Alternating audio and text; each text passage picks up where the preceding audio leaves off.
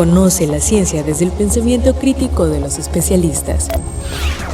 Bienvenidos al espacio para la divulgación de la ciencia y la tecnología de la Universidad Juárez Autónoma de Tabasco, UJAT Conciencia, a través de Radio UJAT.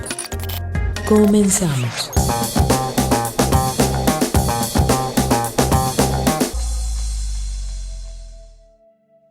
¿Qué tal? Bienvenidos sean a un programa más de UJAT Conciencia, el espacio de divulgación científica de nuestra Universidad Juárez Autónoma de Tabasco. Me da mucho gusto que nos acompañen. Soy Adrián de Dios y de parte de la Secretaría de Investigación, Posgrado y Vinculación, los invitamos a que nos acompañen durante esta hora de programa porque vamos a tener a un invitado muy interesante que nos trae información relevante en el acontecer científico universitario. Estamos transmitiendo desde Radio UJAT 107.3 FM, Voz Universitaria, donde nos pueden escuchar en el estado de Tabasco y en internet para todo el mundo a través del www.radio.ujat.mx. Transmitiendo desde Avenida Universidad Sin Número, Zona de la Cultura, Colonia Magisterial Villahermosa, Centro, Tabasco, y nuestras siglas XHUJAT. Y le damos la bienvenida al doctor Carlos Mario Morales Bautista. Bueno, él ya ha estado con nosotros, ha estado en los micrófonos de UJAT Conciencia. Doctor, bienvenido. Gracias por aceptar esta entrevista. Muchas gracias a ustedes por invitarme. Buenas tardes.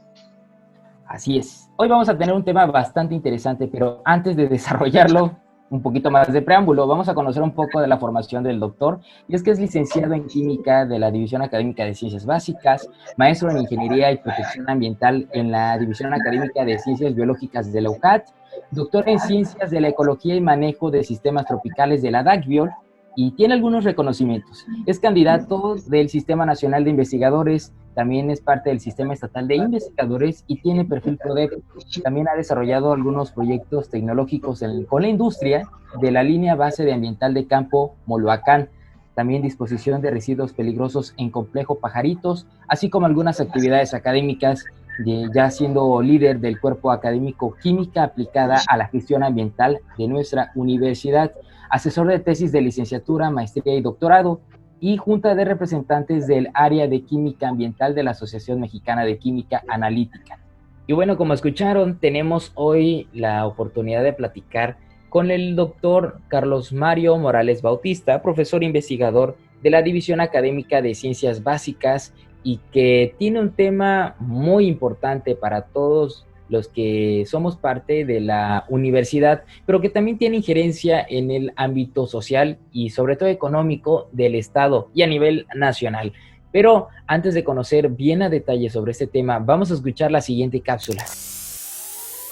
Evaluación de los mecanismos de disposición y degradación de hidrocarburo de petróleo crudo en suelos. Los hidrocarburos son compuestos orgánicos cuya estructura molecular se forma de la unión entre átomos de hidrógeno y carbono. Puede estar en estado líquido, gas y eventualmente sólido y se encuentran en yacimientos, depósitos o reservatorios al nivel del subsuelo, ya sea en la plataforma terrestre o en la plataforma marina. Una de estas sustancias es el petróleo, que surge de una mezcla de compuestos orgánicos, principalmente hidrocarburos, insolubles en agua y no se degradan con facilidad en el suelo. Por ello, para la mayoría de los trabajos de remediación en suelos afectados por este compuesto, se basan en los parámetros de la norma, la cual establece los límites permisibles de hidrocarburos en suelos según sea la vocación. Sin embargo, factores como texturas, pH, la materia orgánica, fuentes ambientales y otros alcanzan diferentes niveles y pueden variar dependiendo de la zona del país. Al tener el país una gran variedad de suelos, diversos ecosistemas y distintos sitios petroleros, lo que permite que los investigadores planteen la hipótesis de que según sea el tipo de suelo y el tipo de petróleo crudo, serán los efectos a corto y mediano plazo que se tendrán sobre el medio ambiente y la salud, independientemente del límite establecido por la norma. Para UJAT Conciencia, Ángeles Jiménez. Ahora sí, sin más preámbulos, doctor, sin más preámbulos, radioescuchas, vamos a entrar en materia. Y es que, pues como sabemos, Tabasco es una zona petrolera, pero vamos a empezar con lo más elemental, doctor. Platíquenos sobre los hidrocarburos, ¿qué son? ¿Cuál es la importancia para el Estado? ¿Y cómo se realiza, pues, esta evaluación? Hola, ¿qué tal? Bien, pues somos un estado altamente petrolero, ¿no? Al igual que Veracruz, Campeche. Generalmente la degradación de todo organismo depende de las condiciones ambientales, ¿no? Entonces, la degradación que puede haber en Tabasco puede diferir de otros estados, por ejemplo, Puebla, hay mucho robo de combustible y hay derrames de esto, entonces la degradación suele ser diferente, ¿no? Algunos estudios, parte del doctor Zavala, Palma, Randy de biológicas, mencionan que también el suelo tiene mucho que ver.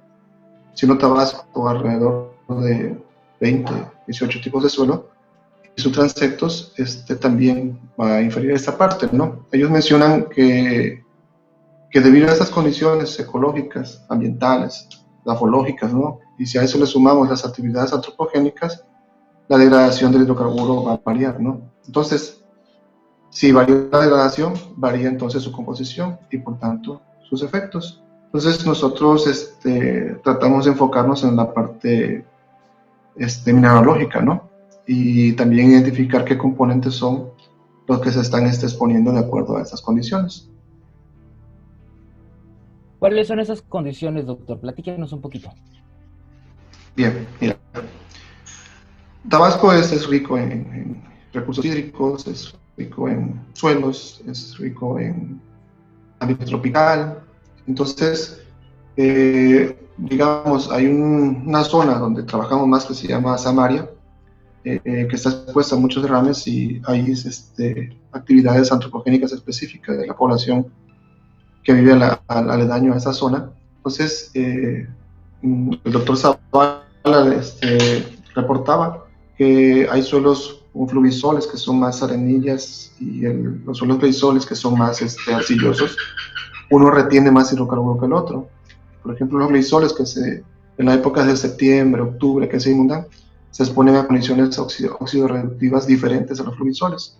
O sea, suponer entonces que esas condiciones que son diferentes de reactividad, entonces las arcillas retienen más los hidrocarburos con respecto a los fluvisoles. Ahora, si a eso le sumamos que pues, hay gente que irriga para hacer el sembradío y demás, entonces la composición química del hidrocarburo pues, va a cambiar. Un doctorante que tiene biológicas ahorita, Guzmán Osorio, reportaba que esto se puede hacer a través de las fracciones ARAS. ¿Qué son las fracciones ARAS? Bueno, son diferentes fracciones del hidrocarburo de acuerdo a su composición química, saturados, aromáticos, polares, ¿sí? Y afaltenos.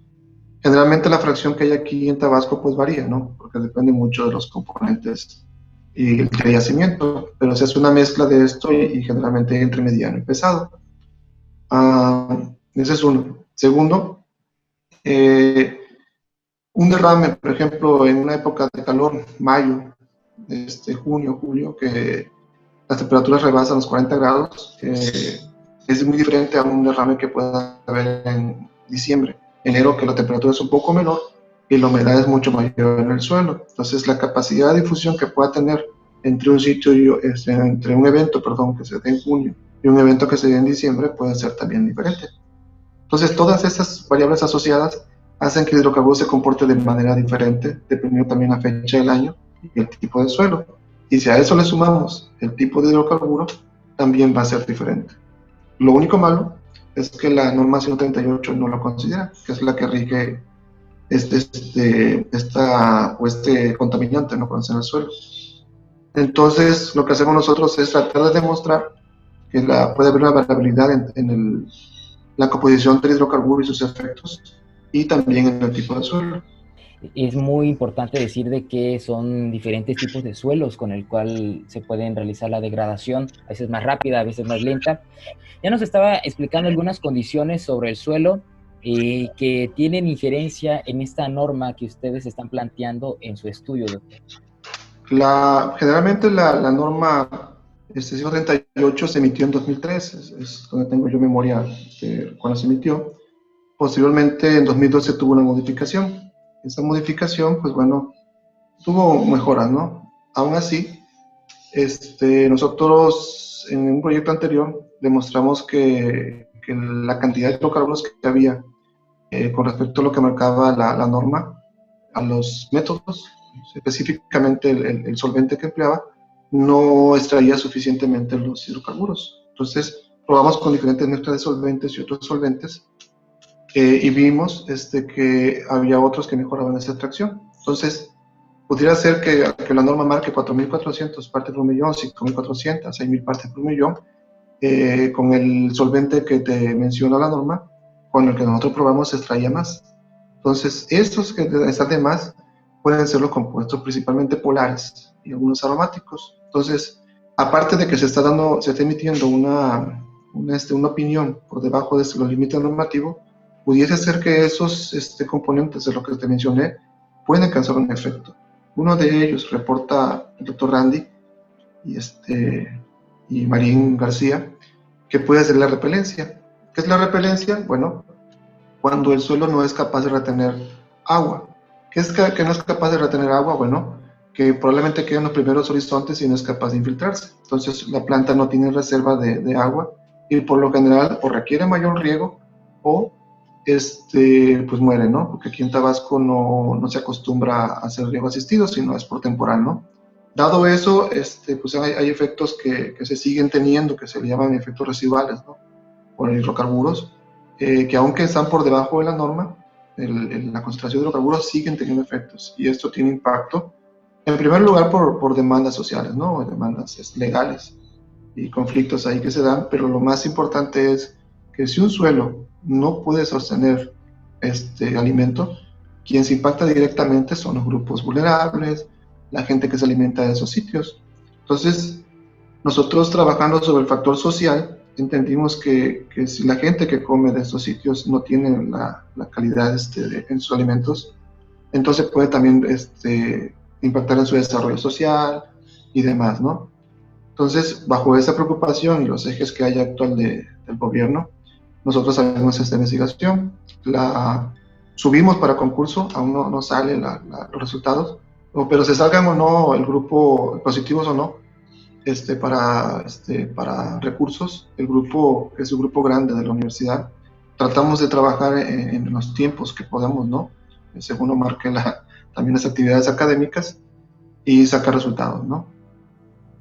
Impresionante lo que se puede conocer al respecto, doctor. Y precisamente una pregunta que nos llega del público es ¿cómo es el manejo de residuos de hidrocarburos en el estado de Tabasco? Usted nos está diciendo que pues carecemos de una cultura un poquito más asertiva, ¿no? En cuanto a la degradación de los hidrocarburos. ¿Hay alguna política?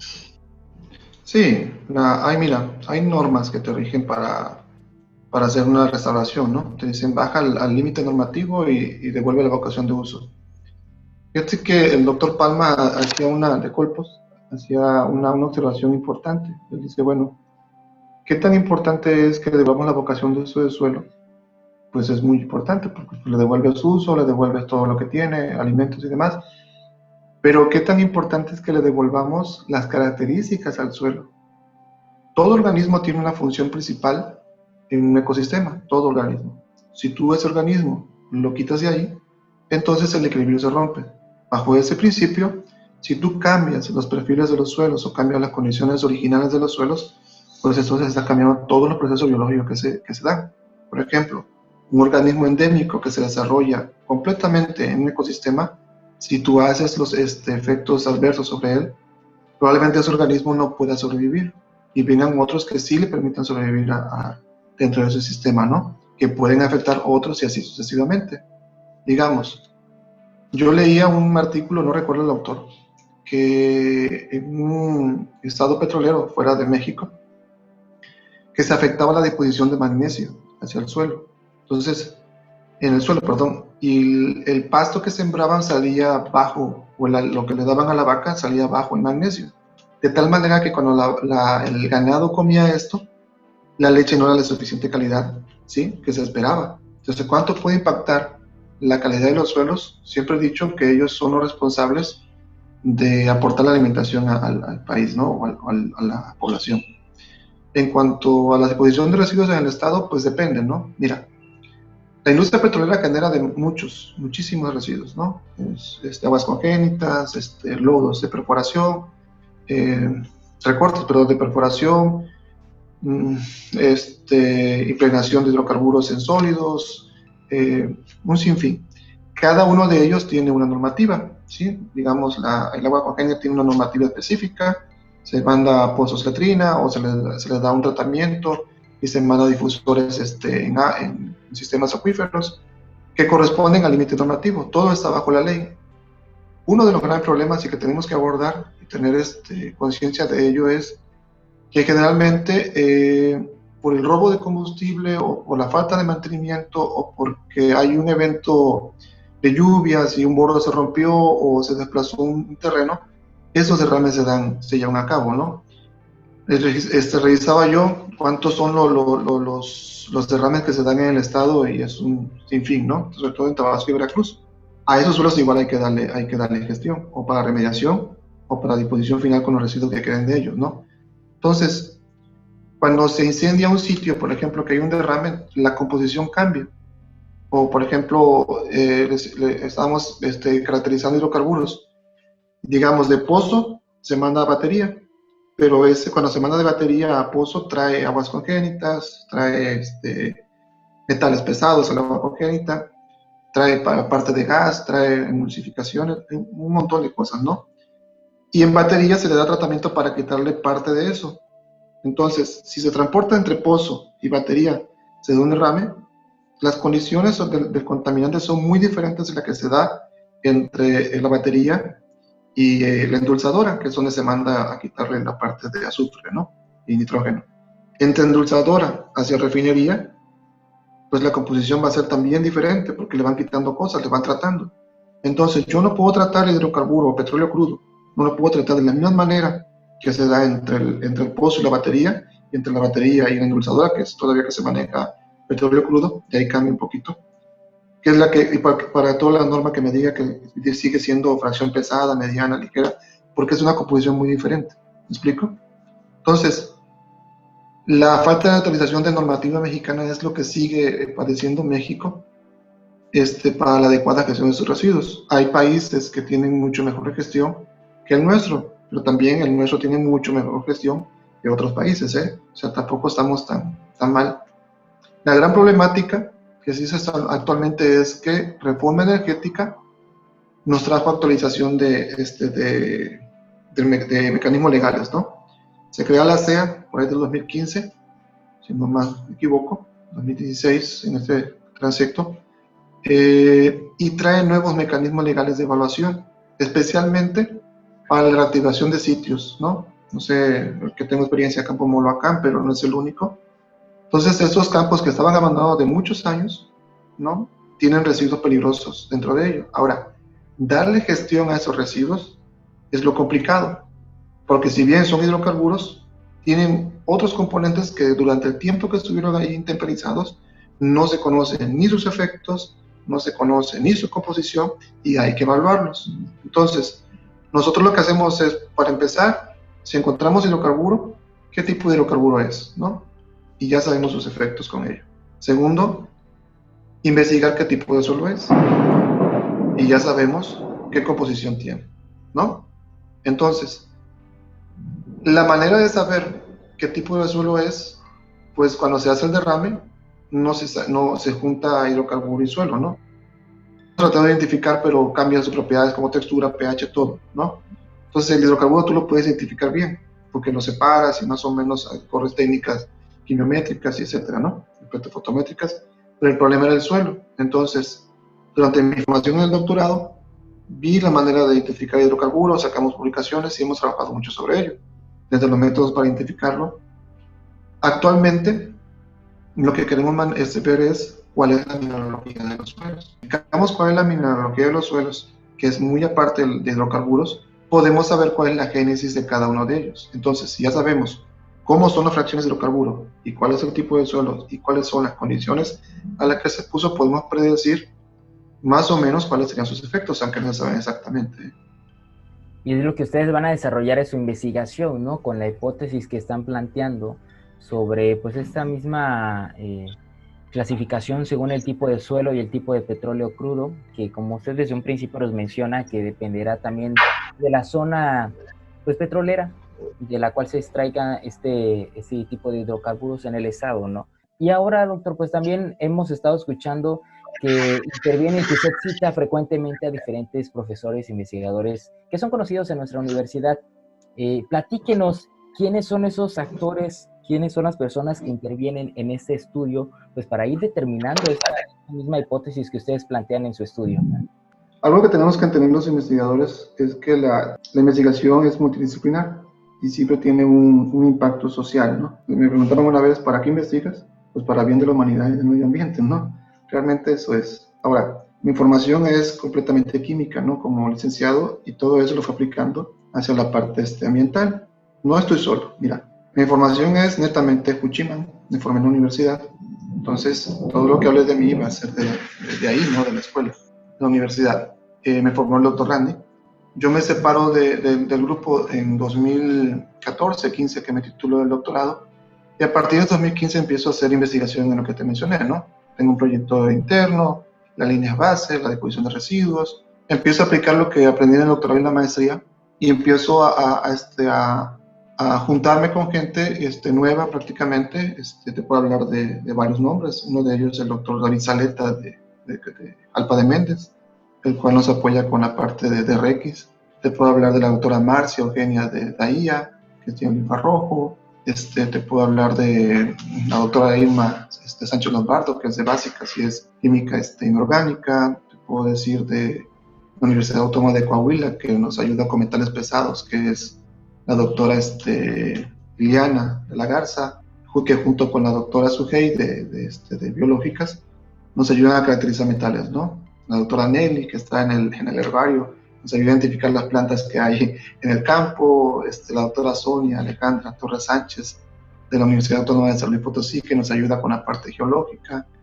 El doctor Gastón con la parte hídrica. El doctor el maestro Candelario, que nos ayuda con la parte de evaluación matemática y estadística. Somos un grupo de investigadores bastante amplio de formación multidisciplinar. Gracias a eso, hace el año pasado ya logramos tener los artículos suficientes, los recursos humanos suficientes, y formamos el cuerpo académico que lleva por nombre que mencionabas, ¿no? Química aplicada a la gestión ambiental, e impactamos directamente en el posgrado de química aplicada. Hay tres líneas, ¿no? Que es farmacia, que es materiales, y nosotros que estamos en geoquímica ambiental, que esa rama es prácticamente nueva. Poca gente conoce la parte de geoquímica ambiental analítica, ¿no? Realmente la parte geológica, todo el mundo, ¿no? Y a veces me discuto con compañeros, no discuto, sino trato de decirle, oye, ¿sabes qué? No estás equivocado. Que le dicen la Tierra, ¿no? Oye, la Tierra es el planeta. La Tierra es el planeta, el suelo es el estrato edafológico y se rige a través de la formación de cada cuenca. Imagínate, cada cuenca que tiene la formación, los suelos dependen de cada cuenca, ¿no? Entonces, cada cuenca tiene su parte hídrica. Tabasco tiene una parte hídrica, ¿no? Veracruz tiene una parte hídrica. Coahuila otra parte, ¿no? Me ha tocado hacer perfiles edafológicos en casi todo el país. Y me ha tocado ver diferentes tipos de suelo, colores. Le decía, a ver, si son iguales, ¿por qué uno es amarillo y otro es rojo y otro es pardo y el otro es blanco y el otro es pedregoso? Si fuesen iguales, entonces reaccionaban de manera igual. Un simple pH, le decía yo. Y bueno, el posgrado se forma hace 3 años, 4 años, 3 años. Se forma y empezamos a tener ya recursos humanos especialistas en el área. Entonces, al tener recursos humanos especialistas en el área, empezamos a generar paper, empezamos a generar información con respecto a eso. Solamente de los últimos 4 o 5 años hemos tenido cerca de 8 o 10 publicaciones entre todos, ¿no? Que a las condiciones en las cuales está el Estado, nuestra propia universidad, es bastante. Entonces, eso nos ha permitido permanecer en el SNI, eso nos ha permitido crecer como académicos, y eso nos ha permitido también pues generar información, ¿no? Que es lo más importante. Exactamente, doctor. Y además haciendo una clasificación tan relevante del tipo de suelo, porque como usted dice, es más, hasta cada metro encontramos diferencia, y eso es lo que necesitamos, y eso es lo que nos permite la investigación, ¿no? Sí, fíjate que en Moloacán, cuando me tocó ir y caminar, aprendí mucho la gente de campo, ¿no? Me acuerdo de la persona que nos acompañaba a muestrear y la persona que era nuestro guía. A veces la distancia para mí era enorme, ¿no? Y para ellos eran nada. Pero al ver el relieve que hay ahí, que es muy cambiante, entendí que la investigación en suelos es amplia, pero también que tiene que verse de manera zonificada. Entonces yo decía, bueno, si tenemos zonas petroleras en el estado, hay unas que se parecen y otras no, o en el país. Entonces, si vemos la parte de impacto ambiental desde manera regionalizada, podemos entonces ver que la normativa puede cambiar si se hace de esa manera. Digamos, que una ley o una norma, la cual se rige, digamos, hay una zona norte, hay una zona centro, hay una zona de Pacífico, digamos, ¿no? Hay una zona del sur, que se comporta de tal manera. Entonces, si lo podemos ver de esa así, entonces podemos ver cuáles son los efectos, sobre todo a largo plazo. A mí me preocupa el hecho de que hay zonas que están muy inmersas en derrames de hidrocarburo, casi siempre, y la gente, pues, de ahí come, y ahí alimenta a sus animales de traspatio, y de ahí toma agua, porque igual no tienen acceso al agua potable. Entonces, el alto riesgo que tienen esas personas con respecto al acceso a sus alimentos con respecto a lo que tenemos nosotros, pues están más expuestos. Hay un documental muy bueno en un país asiático, del cómo las industrias textiles hacen derrames y vertidos sobre el río, ¿no? Y la gente se alimenta de ello y hace un estudio de metales pesados en el cabello de la persona y es altísimo. Entonces, aquí no estamos en esas circunstancias, pues porque está más normado y está bien vigilado y demás, ¿no? Pero no es lo mismo que yo me exponga un año, ¿sí? A que me exponga 10, 20. Entonces, si se hacen investigaciones a largo plazo, que hay el interés de hacerlas por eso mismo, y que se emitan las normas a través de estos estudios, es lo más importante. Tenemos una gran ventaja, o una gran área de oportunidad, que la CEA permite todo este tipo de estudio, que se hagan con base en estudio científico, pero hace falta más gente que se dedique a ello. No solamente es decir, está bajo el límite, está sobre el límite, si hay metales, no hay metales, sí, pues sí, está bien.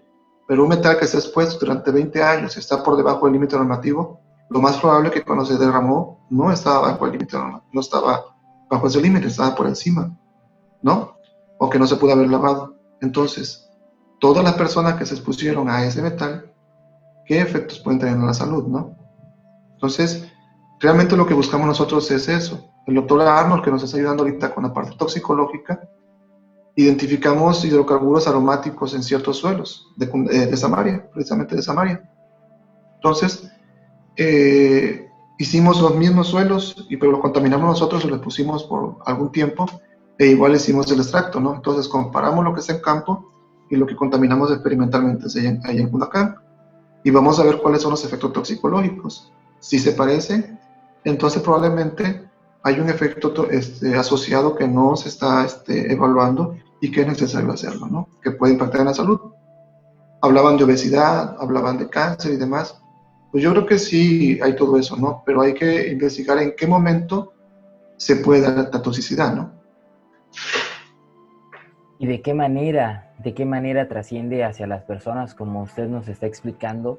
¿Hay otra zona del estado que vayan a utilizar como espacio para realizar sus investigaciones? Sí, claro. Mira, de Bolocán tenemos muestras ahí que estamos analizando, ¿no? Que trajimos de allá. Hacemos un barrido, ¿no? Parte de un banquillo que está muy trabajada por el doctor Palma y el doctor Zavala. Tenemos algunos para poder comparar con sus estudios. Pero realmente con lo de refinería, con lo de reactivación de campos, estamos haciendo un barrido desde la parte de Cárdenas hacia el centro y del centro hacia la costa, ¿no?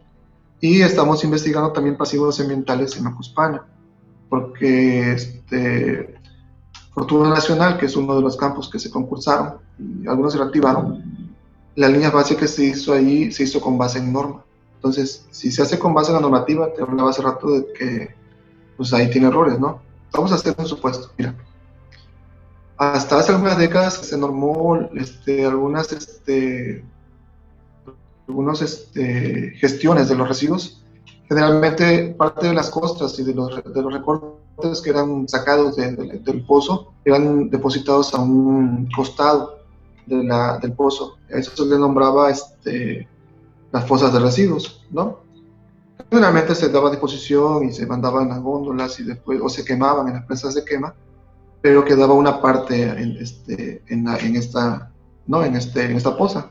Entonces llovía, se meteorizaba, y pues con el tiempo se fue secuestrando, ¿no? Puede que tenga hidrocarburos, puede que tenga metales pesados que se infiltraron al suelo, pero no se sabe. Si tú llegas al sitio, te lo vuelvo a repetir, yo llegué a Molocán y yo veía todo verde, todo montado y así recuperado. Pues aquí no se ha contaminado. Pero al meter la barrena, ¿sí? Encontraba que los horizontes por debajo del suelo estaban contaminados. Yo me preguntaba, bueno, ¿cómo se infiltraron? Y probablemente sí se filtró por la viscosidad y demás, pero lo que posiblemente pasó es que hubo un derrame, no se controló y con el tiempo se dejó ahí, se secuestró biológicamente. Está reportado, ¿sí? Pero si no se estudian esos efectos a largo plazo, otra vez, vamos a seguir teniendo problemas de reclamos, de repelencia al agua, que es algo que pasa mucho en Tabasco. Los suelos arcillosos suelen hacer repelentes, pero no tanto por la cobertura orgánica, pero los suelos arenosos en la costa, sí. Fíjate que hace una reflexión de este confinamiento que tenemos y que tanto nos ha dejado, ¿no? Es la importancia que tiene la ciencia en la solución de problemas, ¿no? Entonces, y también la importancia que tiene que seamos un público informado. Entonces, si bien hay mucha información en las redes sociales, hay mucha información medios, es importante que nosotros estemos informados, pero de información basada en hechos científicos. Entonces, y también que haya programas como como el que estamos nosotros teniendo ahorita, ¿no? Que sean programas de difusión de la ciencia y también que haya mayor interés de todos los actores políticos, sociales, educativos, culturales, por hacer una difusión de ese tipo de cosas. Por ejemplo, a mí me sigue llamando la atención, ahorita tenemos una publicación reciente que no ha salido, pero ya está aceptada, de cuáles son las necesidades en el estado de actualizar los planes y programas de ordenamiento, pero que esos sean específicos, pues que no sean de mapeo, sino que sean de muestreos, como te acabo de hablar de varios doctores en Colpos, que van al sitio, muestrean, sacan sus mapas, los registran, pero son con muestras que las hacen de campo, ¿sí? Entonces, eso es uno. Lo siguiente es la educación ambiental en el estado de Tabasco. ¿Qué tanta educación ambiental tenemos? La gestión de residuos, el uso adecuado del agua, las áreas verdes para reducir el calor en las casas, el uso eficiente del agua, el uso eficiente de la energía eléctrica. Realmente eso es económica en el estado en comparación con otros. La generación de residuos que no tenemos, no nos cuesta mucho tampoco a nosotros la generación de residuos, o dar a disposición a ellos los sólidos urbanos. Entonces, esta importancia de estar plenamente informado, pero con estudios. Entonces, me preguntaba yo, bueno, ¿de qué manera podemos hacer o mejorarlo? Pues el sistema educativo general. Entonces, algo que nos ha dejado es eso, aprender a través de la ciencia, ¿sí? Cómo darle solución, pero también nosotros los científicos hacer que el público pueda entender esas estadísticas o esos números, ¿no? Que es un reto enorme. Sí, como bien menciona, doctor, nos falta reforzar todos estos conocimientos y tener un sentido más crítico y efectivamente con espacios como acercando al público, a toda la audiencia de Tabasco y otras fronteras sobre el conocimiento, pues también acercar a los jóvenes, a las próximas mentes que van a seguir desarrollando investigación. Y usted nos ha mencionado muy a grandes rasgos sobre la vinculación que han tenido con estudiantes que están estudiando licenciatura y que están haciendo investigación sobre pues, estos proyectos encaminados hacia este mismo tema. Pero ¿de qué manera ustedes hacen esa vinculación con los estudiantes? Ya explíquenos un poquito más sobre este tema tan interesante. Generalmente las materias que tengo yo en ciencias básicas pues, son de ambiental, ¿no? Pero también a través de los cursos, a través de los congresos, a través de las reuniones que tenemos, pues he ido conociendo gente, ¿no? Te hablaba de todo el grupo que somos enorme.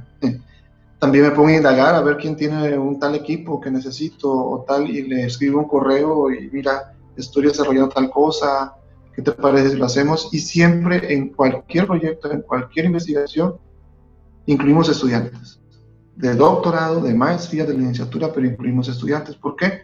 Porque como bien lo dices, a mí me formó alguien que es muy bueno en hidrocarburos y suelo, Y lo mismo quiero hacer yo, pues formar nuevos recursos humanos, pues no somos eternos, ¿no? Para empezar, y segundo, porque tienen otras ideas, otra formación, y ellos pueden también aportar igual que uno, ¿no? Pero formarlos bien. Actualmente tenemos, bueno, 1, 2, 3, 4 doctorantes. Tenemos 1, 2, 3, 4, como 6 maestrantes y como 11 tesis de licenciatura entre las 3 universidades que te mencioné, tanto a nivel nacional como institucional.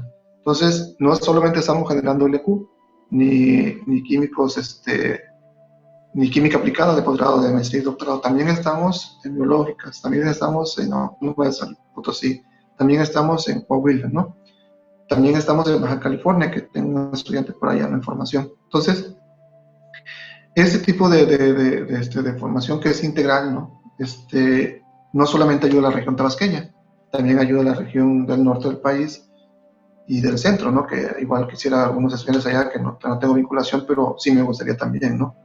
Pues esperemos que sí, doctor, y sabemos que sí lo va a lograr. Y nada más para ir aterrizando sobre este tema que de verdad nos falta muchísimo por conocer, ¿hacia dónde lo van a dirigir? ¿Hacia dónde camina? ¿Qué viene en los próximos meses? ¿Qué van a buscar?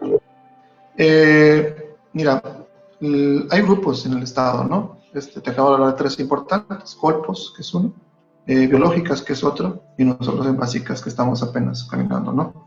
Nosotros, si bien está trabajado en los 2 autores que te acabo de mencionar, están trabajando mucho en desarrollo agropecuario, y nosotros en la parte de impacto ambiental, nosotros queremos dirigirlos a la parte más geomorfológica y mineralógica. ¿Por qué?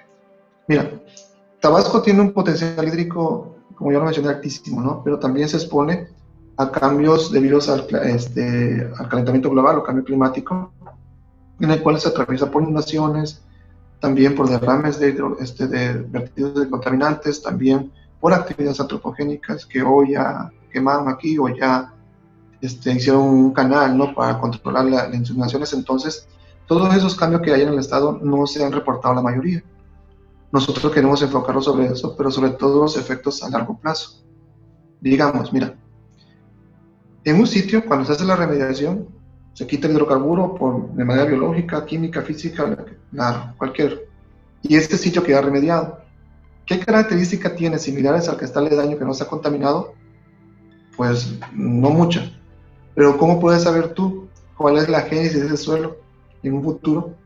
Bueno, entonces, si tú tienes una muestra mineralógica del sitio, eso no va a cambiar, porque todo depende de la roca madre. Todo lo que sea externo, que no sea la roca madre, pues se puede detectar a través de esos estudios que te acabo de mencionar. Que hay que tener claro que nosotros no estudiamos más allá de los 2 metros de profundidad, hablamos solamente de la parte superficial de la corteza terrestre, ¿no? Muy superficial, ¿no? Entonces es cambiante, muy cambiante. Y hacia allá lo queremos dirigir: toxicidad, y a largo plazo ver cómo esto puede impactar en los programas sociales. ¿Cuáles son los programas sociales que hay actualmente? Pues tienen su nombre: Sembrando Vida, ¿no?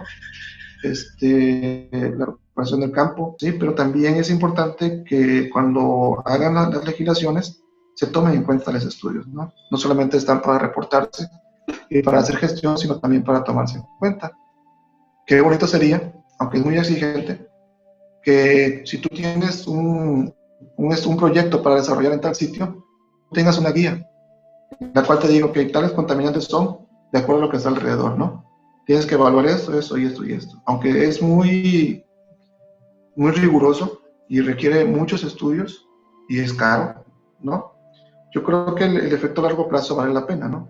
Te decía hace rato, el día que el suelo no dé los nutrientes necesarios para una planta y esta se ha transportado hacia el ser humano y no puede desarrollar su alimentación que le permita tener, ¿sí? una vida adecuada, y eso impacta en su calidad de vida y en su desarrollo, entonces tenemos preocupación. Yo creo que estamos a tiempo, ¿no? Y hacia eso queremos dirigir la investigación, hacer estos hallazgos y tratar de demostrar sobre esos impactos, ¿no? Así es, yo creo que con el esfuerzo de todos vamos a poder lograrlo, y también conociendo nuestros recursos, los problemas que tenemos aquí a nuestro alcance, y pues también siendo más conscientes del impacto ecológico, la huella del ser humano a la tierra. y pues qué gran conocimiento nos está compartiendo, doctor. Pues muchísimas gracias, estamos llegando al final del programa, pero pues algo más que quiera, con lo que se quiera despedir, algo más que quiera decirnos. No, nada, muchas gracias a ustedes por la invitación. Realmente agradezco el espacio para dar difusión. Acérquense no solo a Carlos Mario Morales Bautista, ¿no? Acérquense al doctor Pablo Zavala.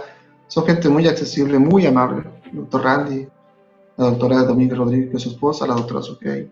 Hay mucha gente que hace ambiental, ¿no? Mucha. Hay otros que están en calentamiento global, otros que están en la parte hídrica. Entonces, si tú tienes una duda, niño de secundaria, niño de primaria, niño de prepa, si tú tienes una universidad, una duda, los investigadores estamos ahí, estamos muy ocupados. Pero siempre que tú vengas con una duda, nosotros te la vamos a resolver. Hay una dinámica que tenía con algunos estudiantes que les decía, pregúntale al científico, ¿no? Y ellos les ponían un tema, así como tú me dices, ¿otros residuos? Ok, miren, de residuos hay tal cosa, ¿no? Y sobre eso lo desarrollamos. Es algo que hago en gestión ambiental y me ha resultado, ¿no? ¿Por qué? Porque, pues bueno, informas al estudiante a través del aprendizaje integral, ¿sí? Y gracias, muy gracias, Muchísimas gracias a usted, y ya lo saben, pregunten al científico, pregunten a los que saben, acérquense, y ahora más con las redes sociales. Muchísimas gracias, doctor, de verdad que nos gustó mucho tenerlo aquí en los micrófonos, y esperamos que pronto lo tengamos, no solamente a usted, sino a todo el panel de este grupo de investigadores, donde podemos desarrollar 3-4 horas de este conocimiento tan valioso para la universidad. Muchísimas gracias. A ustedes, hasta luego. Y bueno, nos despedimos, ya lo saben, de parte de la Secretaría de Investigación, Posgrado y Vinculación. Nos despedimos porque pues hemos llegado al final de UJAT Conciencia. Soy Adrián de Dios y nos escuchamos en un próximo programa donde tenemos más del conocimiento científico y tecnológico de nuestra alma mater. Hasta la próxima. Esto fue una producción de la Secretaría de Investigación, Posgrado y Vinculación con el Centro de Comunicación y Radio UJAT. Los esperamos en la siguiente emisión en UJAT Conciencia.